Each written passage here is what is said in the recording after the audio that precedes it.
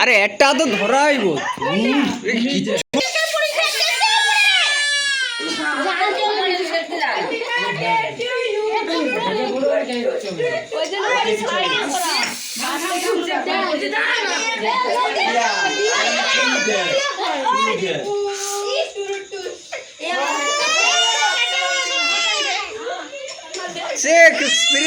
spray তোকে কে করতে কইছে